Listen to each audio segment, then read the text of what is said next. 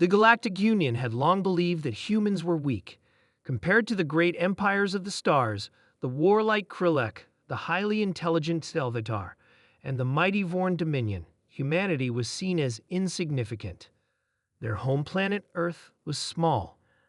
Their technology was primitive. They had no special abilities, no claws, no psychic powers. The Selvatar scientists once wrote in their archives, "Humans are physically weak, emotionally unstable, and technologically backward. They will never pose a threat to the great powers of the galaxy." They were wrong. The fall of Outpost Sigma-12. It began on a small mining colony called Sigma-12, located on the outskirts of Galactic Union space. The colony, established by humans only a few decades ago, was rich in valuable minerals that powered advanced starships. It was a prime target for the Krillek Empire, a war-hungry race that sought to expand its territory and resources. When news of the Krillek fleet approaching reached the Galactic Union, the response was disappointing. "Humans are not worth protecting," a Selvatar diplomat had said in a closed Union meeting. "They have no strategic value.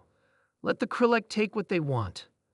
The humans on Sigma-12, however, had no intention of surrendering.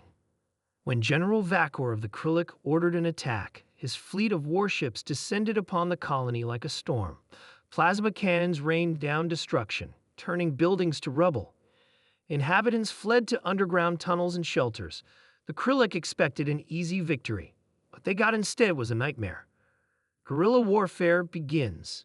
Instead of giving up, the humans fought back. They did not have powerful warships like the Krillek. They did not have plasma cannons or energy shields, but they had something far more dangerous: adaptability.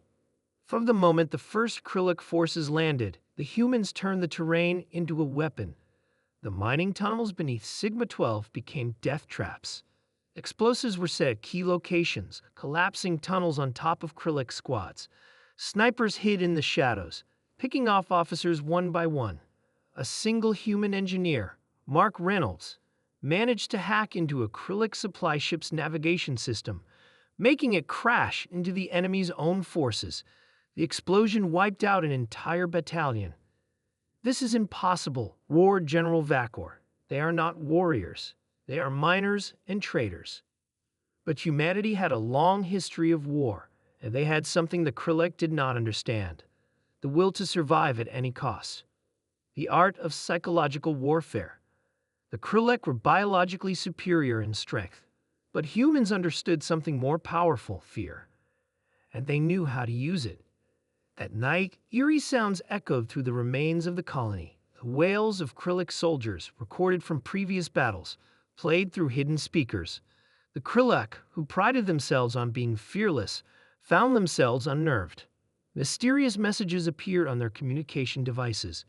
"You are not safe. Your leader is already dead. We are everywhere." The once fearless Krillek warriors hesitated. Their movements became slower, their attacks less coordinated. They were not fighting an army. They were fighting ghosts, shadows, and an enemy that refused to die. As days passed, their food supplies ran low. Their water sources were poisoned. The humans, despite being outnumbered and outgunned, were bleeding the Krillek forces dry. The turning point.